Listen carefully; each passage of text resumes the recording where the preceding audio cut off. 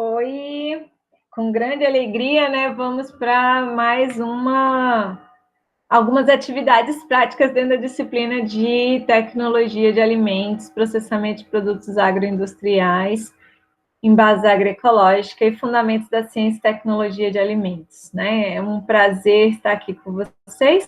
E dando continuidade, gente, vamos falar um pouquinho aí sobre um outro método de conservação. Então, a gente já viu aí a utilização do método de conservação pelo calor e concentração para a fabricação de geleia. E hoje a gente vai discutir um que é bastante utilizado e agrega muito valor às matérias-primas, que é a secagem e a desidratação. Então, assim, a partir do momento que a gente colhe os grãos e ele perde parte da água, ele se conserva por mais tempo, porque a água é um dos fatores importantes para o crescimento de micro-organismos e para reações químicas, né? As reações químicas, para acontecer, elas precisam da água. Se você tira a água, essas reações químicas acontecem mais devagar. Existem aqui alguns materiais, inclusive no meu capítulo de livro, juntamente com a professora Edilza, com o nosso ex-aluno e hoje doutorando Josemar, junto com a Iva, com a Rose, Isaac, a Diane e a Elô, e a professora Mariana Elgia, né? E a gente publicou aqui esse capítulo do livro sobre um dos métodos que a gente vai falar aqui, que é a camada em espuma, muito utilizado para alimentos líquidos, tá? Então, alimentos líquidos, para você obter o pó, a gente recomenda esse camada de espuma, mas eu já vou explicar para vocês, tá? Então, por que, né, pensar na secagem e na desidratação? Por conta da segurança alimentar e nutricional, né? Então, a gente quer que os produtos eles durem mais tempo na prateleira e que eles tenham uma qualidade, uma segurança para que a gente possa estar consumindo, né? Então, é um conceito aí de natureza interdisciplinar, envolve questões de acesso a alimentos de qualidade, práticas alimentares saudáveis, sustentáveis, de produção, cidadania e direitos humanos. A tecnologia de alimentos, então, vai aplicar métodos e técnicas para o preparo, armazenamento, processamento, controle de qualidade e embalagem, que após a sua aplicação contribua para a transformação da matéria-prima em produtos alimentícios, aumentando com isso a disponibilidade e variedade dos alimentos. A conservação por desidratação, a umidade é um dos fatores intrínsecos do alimento, ou seja, próprios do alimento, que favorecem as alterações. Essas alterações podem ser microbiológicas, mas elas podem ser também alterações químicas, né? Influenciadas pela presença da água no alimento, tá? Os micro-organismos, né, eles se desenvolvem e precisam da umidade para realizar seus processos metabólicos. Quando a gente tira essa água, a gente inibe o desenvolvimento de micro-organismos e retarda as deteriorações, né, as alterações dos alimentos.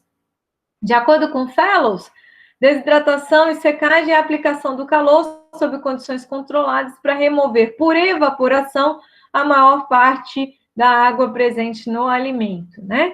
Mas a gente vai ver aqui também que existe uma desidratação a frio, que é a famosa liofilização, na qual você congela a água do alimento e aí essa água vai passar por sublimação direto do estado sólido para gás. Para isso, a gente precisa de um equipamento que vai reduzir a pressão para que a gente consiga fazer com que a água saia do estado sólido, que é o gelo, para o estado gasoso, sem envolver o aquecimento, como essa definição do Fellows, né? Então, existe a desidratação a frio? Sim, existe, tá? Quando a gente pensar na desidratação, alguns fatores são importantes. Primeiro, a velocidade do ar, de circulação do ar dentro do seu equipamento, né? Porque essa velocidade do ar ela vai estar interferindo na saída da água do alimento. A umidade controlada, ou seja, a gente tem que tirar o ar úmido. Quando a água do alimento ela evapora, se ela ficar presente na atmosfera, ela vai dificultar a saída de novas umidade, né? Então, a gente precisa ter uma umidade controlada desse ar que vai circular. A temperatura controlada também é um dos fatores importantíssimos da secagem. E toda a sua condição ambiental de segurança, né? Isento de insetos e outras pragas que possam vir a contaminar esse nosso alimento durante o processo de secagem.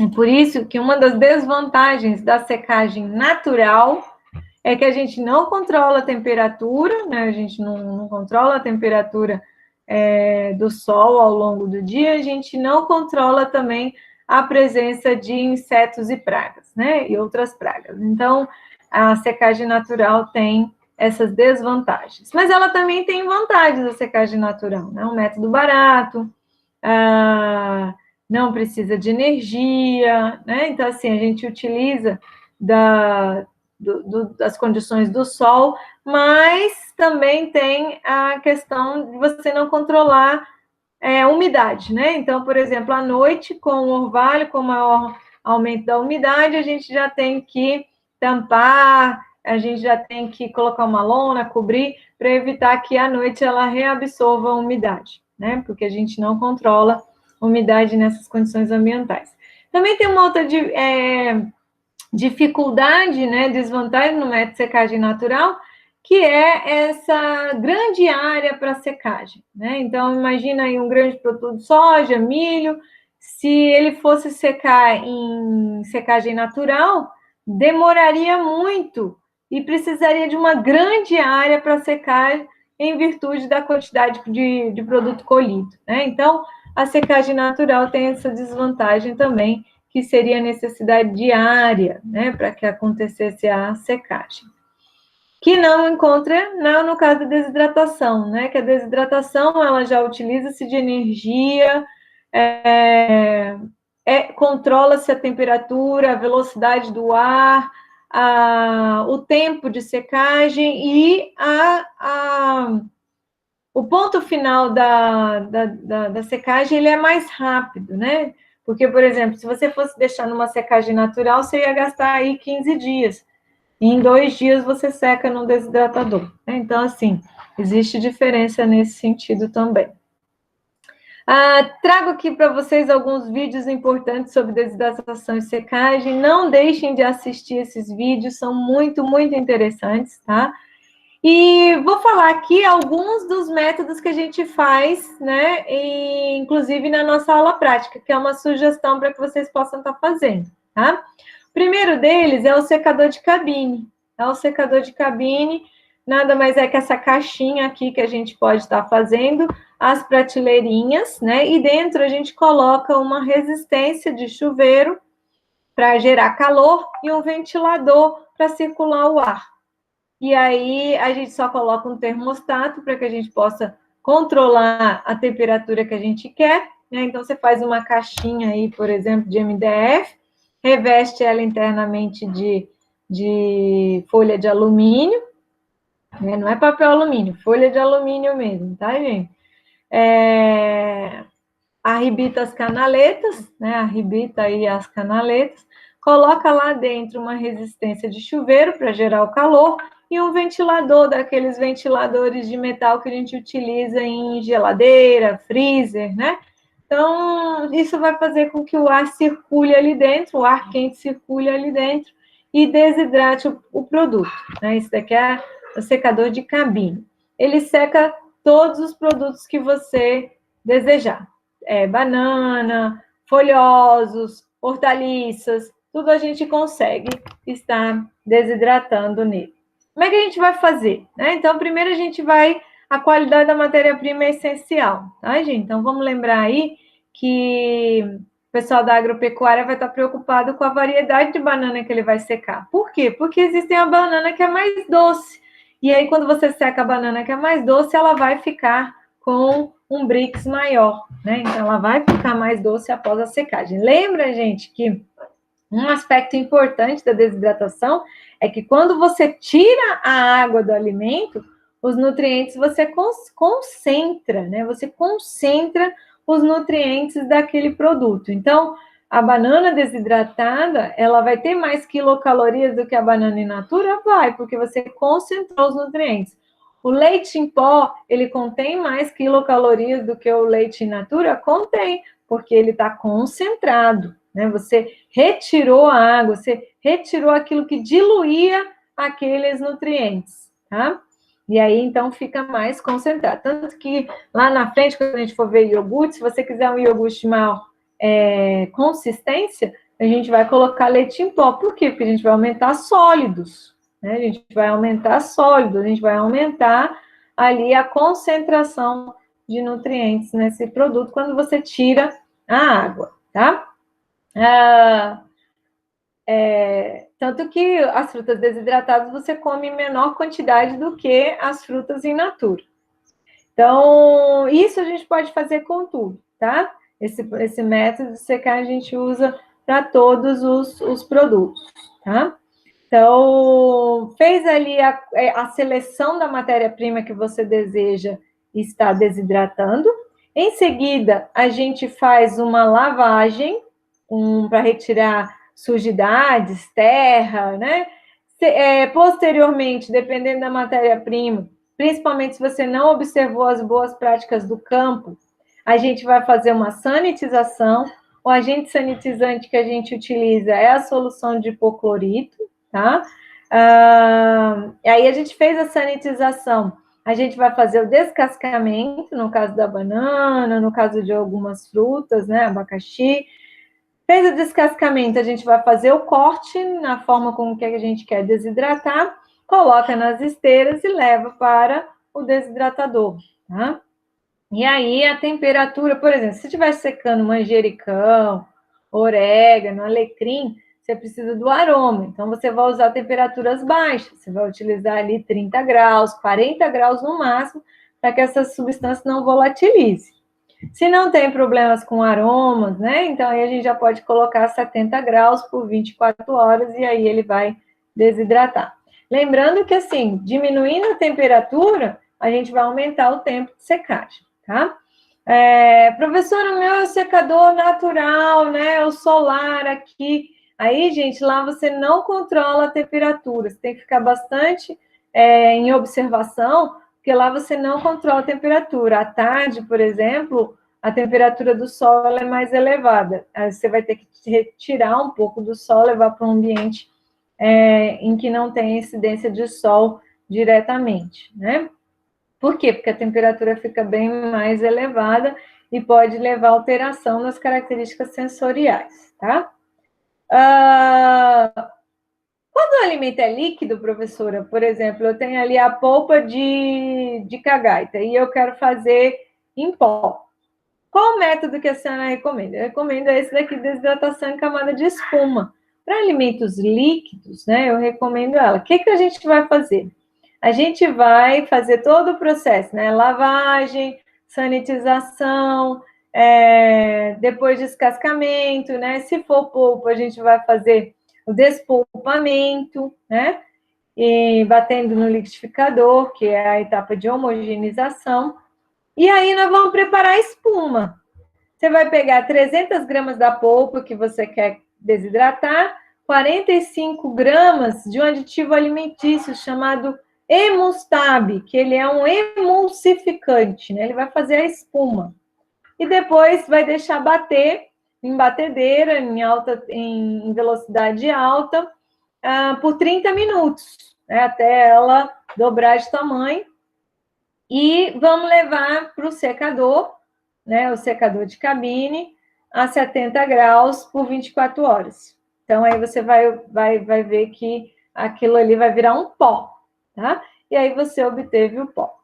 Outra atividade prática que eu recomendo muito é essa aqui, desidratação em micro-ondas. Só que, gente, é preciso que você calibre a potência do seu micro-ondas, né? E além de calibrar a potência do seu micro-ondas, eu preciso que você corte o mais homogêneo possível. Por exemplo, fazer tomate seco, né? Então, tem que cortar eles no mesmo tamanho, porque senão, na hora que gira no prato, ele pode queimar.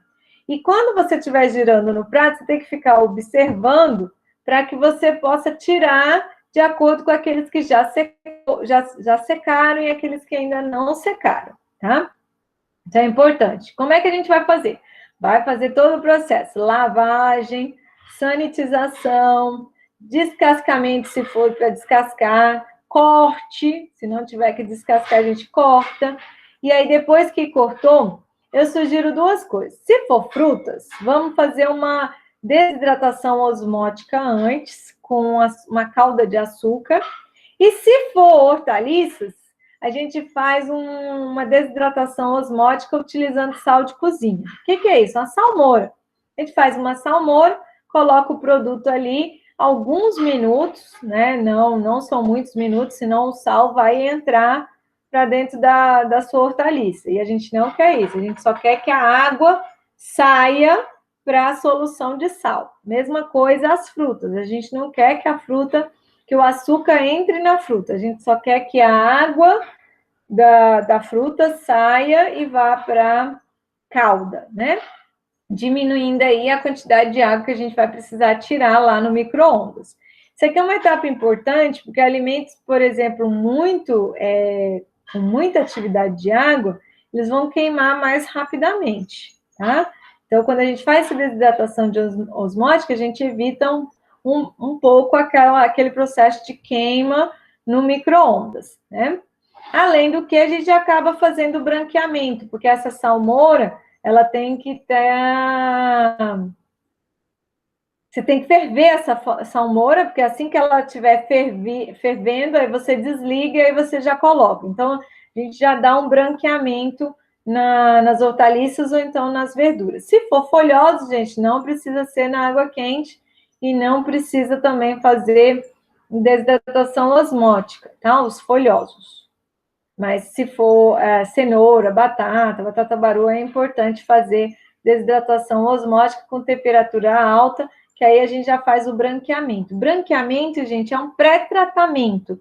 Consiste em você colocar na água quente o vapor, seguido de um rápido resfriamento, né? Então, a gente faz esse processo aí. No caso da fruta que vai ser desidratada, a gente vai colocar na salmoura quente, alguns minutos, vamos tirar e vamos levar para a esteirinha para ser desidratado, ou aqui no caso, no micro-ondas, tá?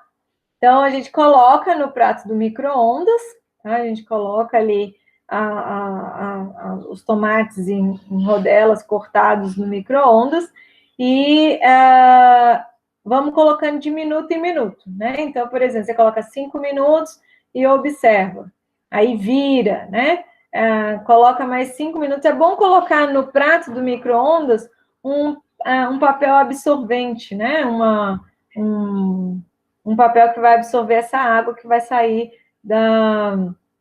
das frutas ou das hortaliças, tá? Então, importante aí a gente fazer essa etapa do branqueamento, que é para inativar enzimas, conservar a cor e diminuir o tempo necessário para reidratação ou desidratação, tá? O branqueamento, ele não é um processo de conservação, aquilo que a gente já comentou em aulas anteriores, ele é um pré-tratamento, né? Reduzir o micro-organismo superficial, melhorar a textura, eliminar o ar de dentro dos tecidos quando a gente for fazer as conservas, tá? Favorecer a fixação da cor. Pode ser feito com vapor ou água quente, tá? A desidratação osmótica, que eu comentei com vocês, consiste em colocar na solução salina, na solução de sacarose, né?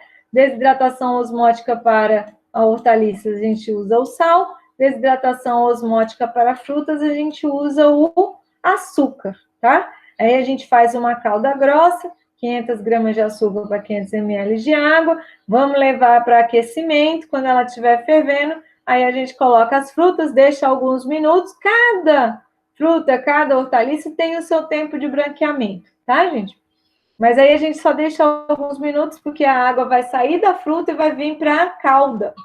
Isso é desidratação osmótica, sai do menos concentrado para o mais concentrado. Então, a água sai da fruta e entra na solução, na calda de açúcar que a gente fez, né?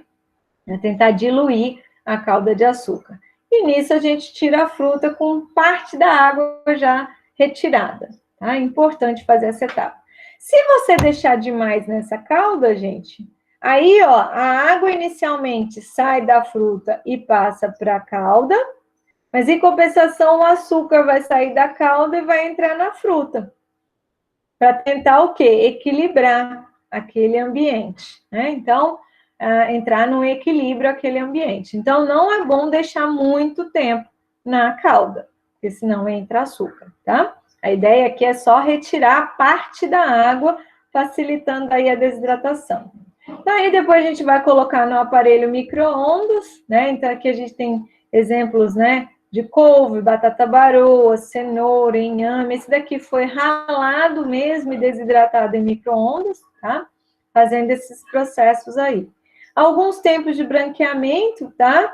0,5 minutos, né? 30 segundos, por exemplo, para couve, para pimentão, para cenoura. Abóbora, cará, inhame, já... Abóbora, cará é 1 minuto, inhame 1 minuto e meio, batata baroa foi 2, batata inglesa é 2 minutos e meio, né? Que você deixa na temperatura lá e na salmoura, e depois você retira e tira o excesso, né? Da solução.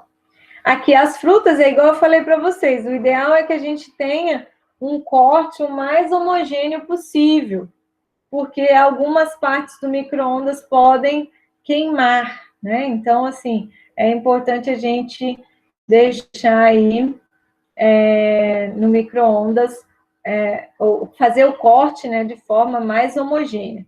Algumas partes menores aqui na goiaba, por exemplo, ela queimou a espessura aqui do abacaxi, né? Mas ela seca bem, tá? Dependendo aí das condições do seu micro-ondas. Gente, essa daí é uma proposta de atividade prática de secagem, tá? Ressaltando aí que a secagem, ela tá muito no nosso dia a dia, né? Principalmente quem mexe com grãos, com cereais, precisa muito observar as questões relativas à secagem e desidratação. Porque senão, quando você for realizar o armazenamento, pode crescer fungos, pode crescer bactérias que podem comprometer a qualidade desse produto e até inviabilizar a sua comercialização, tá? Muito obrigada, gente. Essa aí é a aula de desidratação e secagem. Aproveitem, vou ficar muito feliz se vocês fizerem os vídeos na área de secagem. É um método barato, bastante utilizado e agrega muito valor às matérias-primas. Muito obrigada, gente.